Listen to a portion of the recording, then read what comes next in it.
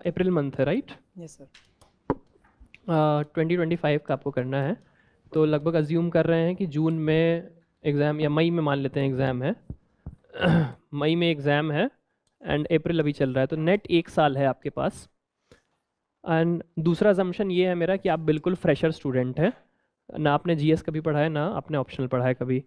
तो इसमें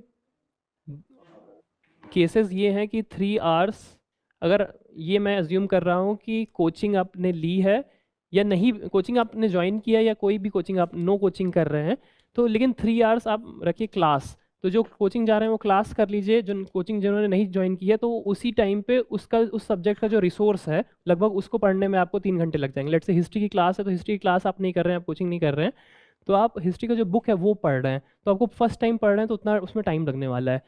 3 आवर्स जो है आपका क्लास में जाएगा। 3 आवर्स आप मान के चलिए कि इसका रिवीजन करने में जाएगा। क्लास में है तो आपको रिवीजन करने में चला जाएगा, और आपने फर्स्ट रीडिंग की तो आपको समझ में आ गया, लेकिन रिवाइज तो करेंगे ही।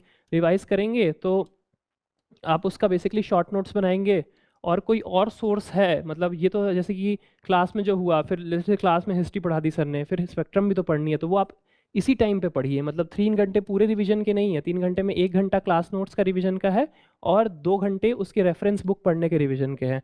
तो ये करिए। 1 घंटा आप ओवरऑल रिवीजन के लिए रखिए, जैसे मैंने बताया था कि पिछले दिन का पढ़ना है, पिछले हफ्ते का पढ़ना है। 1 घंटा आप न्यूज़पेपर के लिए रखिए कि आपको डेली न्यूज़पेपर पढ़ना है। ये हो जाएंगे लगभग कितने, 8 घंटे हो जाएंगे। अगर आपने ऑप्शनल अभी तक नहीं पढ़ा है तो ऑप्शनल आप डेली 2 घंटे पढ़िए।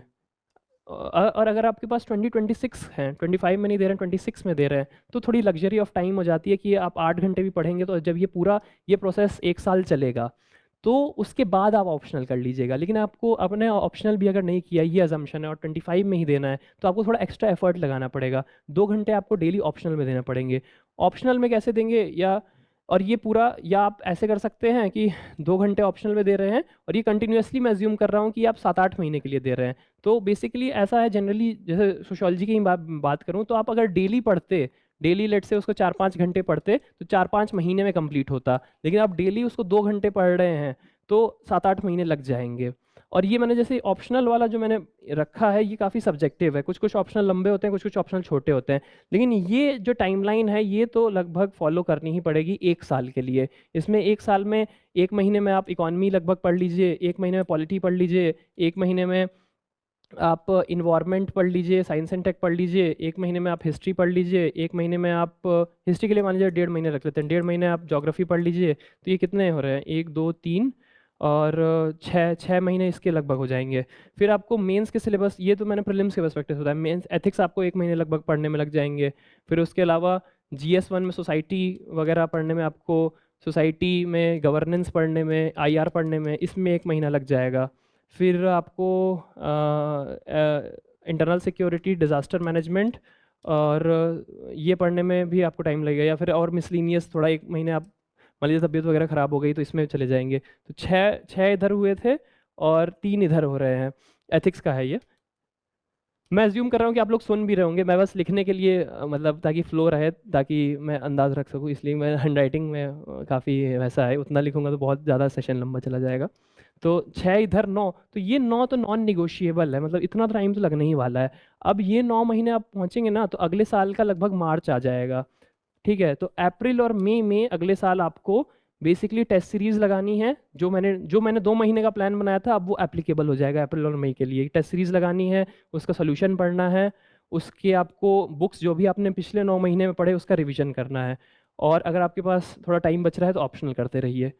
और मेंस के टाइम पे भी सिमिलर आपको करना है कि आपको मेंस का जो तो 3 महीने मिलेंगे बीच में, उसमें आप कोशिश करिए कि प्रीलिम्स के रिजल्ट निकलने से पहले आप अपना एथिक्स रिवाइज कर लीजिए, क्योंकि टाइम बहुत कम होता है, हम लोग रिजल्ट का वेट करते रह जाते हैं, उसमें टाइम वेस्ट हो जाता है, वो ना करिए। आप अपना एथिक्स एटलीस्ट कंप्लीट कर लीजिए, इसमें आपको 10 दिन लग जाएंगे। या फिर ऑप्शनल का कुछ हिस्सा पढ़ लीजिए। तो ये प्रीलिम्स के रिजल्ट के पहले आप इतना कर लीजिए, ऑप्शनल का कुछ हिस्सा और एथिक्स। फिर 1 महीना लगभग आप जो है रख लीजिए कि आपका ये ऑप्शनल वगैरह भी अच्छे से कवर हो जाए, ऑप्शनल कवर हो जाए। फिर इतना हिस्सा जब लगभग कवर हो जाएगा तो आप टेस्ट इनके लगाने चालू कर दीजिए, एथिक्स के, ऑप्शनल के और एसए के। इसके आप टेस्ट पैरेलल में लगाते रहिए, एथिक्स के, ऑप्शनल के, टेस्ट के। तो ये लगभग अभी अभी आपके पास टेस्ट पैरेलल में आप लगाना स्टार्ट कर देंगे तो 3 घंटे आपके डेली टेस्ट में जाएंगे, 3 घंटे उसको अगले दिन रिवाइज करने में जाएंगे। ये आप फॉलो करेंगे लगातार 2-3 महीने के लिए, तो अब जाके आप 30-40 टेस्ट आप लिख लिख पाएंगे मेंस के लिए, या 40 टेस्ट आप टारगेट करिए, 40-50 टेस्ट। तो 3 घंटे, क्योंकि कई दिन ऐसे भी होंगे जो अभ्यास वगैरह जिसमें आपको 2 दिन लिखना होगा, 3 घंटे आप टेस्ट लिख रहे हैं, अगले 3 दिन उसका एनालाइज वो कर रहे हैं, जो सॉल्यूशन था वो पढ़ लिया, या फिर जो हमारी आंसर राइटिंग में कमी थी उसको आपने देख लिया। तो ये आपका पैरेलल में चलता रहेगा। जब आपका ये खत्म हो जाएगा, जब आपने एथिक्स रिवाइज कर लिया, ऑप्शनल रिवाइज कर लिया, और एथिक्स ऑप्शनल और एसए का आपने जो करना था कर लिया, उसके बाद टेस्ट लगाते रहिए पैरेलल में। और पैरेलल में आप 2 महीने बच्चे हैं लगभग, तो GS1 पढ़ना है आपको, GS2 पढ़ना है, GS3 पढ़ना है।